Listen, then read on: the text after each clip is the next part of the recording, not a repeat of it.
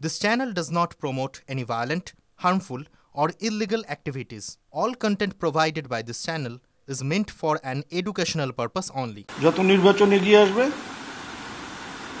চেষ্টা হবে যত কালি আছে সেই কালিগুলোকে লাগাবার জন্য। চক্রান্তটা বোঝা যায়। তো কাজেই আমরা মানসিকভাবে তৈরি আছি। বাংলার মানুষও জানেন যে কোথা থেকে কি হচ্ছে। লড়াই হবে।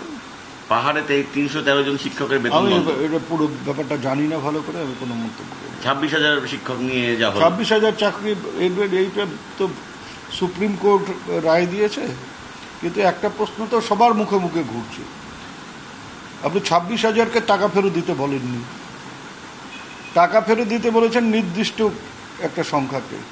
তাহলে সেই যদি মনে হয় যে ওরাই অযোগ্য, তার জন্য টাকা ফেরত দিতে হচ্ছে, ওদেরকে বাদ দিতে পারত।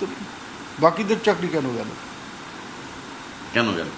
সেটাই তো বলছি যে বাকিদের চাকরিটা কেন গেল। আমি তো বিচারপতি না, বা আমি বিচারকও না, আমি বিচারকই না, আমি লয়ার না, আমি আইনের ব্যাপারটা ভালো বুঝিও না।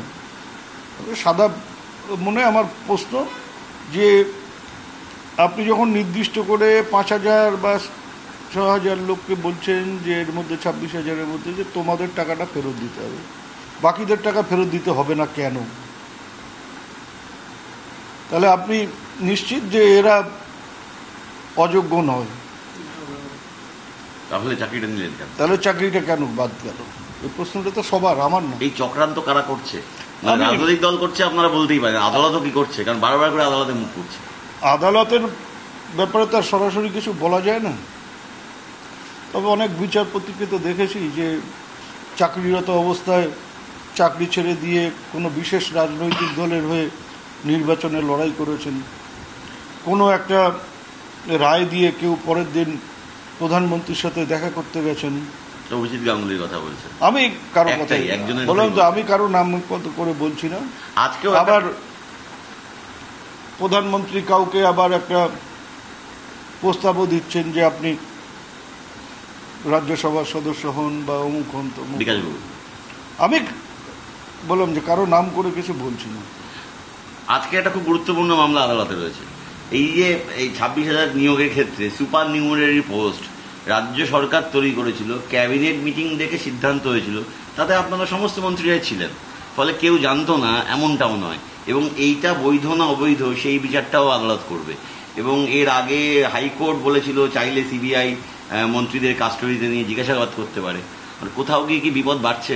সেইটা আমি জানি না।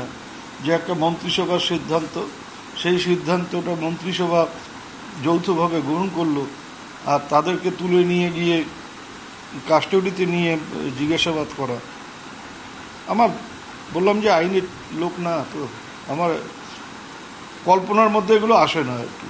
কিন্তু ব্যাটেলটা কিভাবে হবে? ব্যাটেল তো হচ্ছে, এইসব রায়ের পরেও তো লোকসভা ভোট হলো, এইসব রায়ের পরেও পৌরসভা ভোট হয়েছে, নানা রকম রায় নানা সময় হয়েছে। বিজেপির কোনো নেতা বলে দিচ্ছে সামনের সপ্তাহে ধামাকা হবে, আজকে সামনের সপ্তাহে বোমা ফাটবে। তা তারা কি করে জেনে যাচ্ছেন যে সামনের সপ্তাহে বোমা ফাটবে, সামনের সপ্তাহে ধামাকা হবে? ২৬,০০০-এর চাকরি যাওয়ার আগেই তারা ভবিষ্যৎবাণী করে দিচ্ছেন। টিয়া পাখি নিয়ে বসেন নাকি? আজকেও কোনো খারাপ রায় আসতে পারে রাজ্যে। বললাম তো যে এগুলো বিজেপির নেতারা কি করে বলে দিচ্ছেন।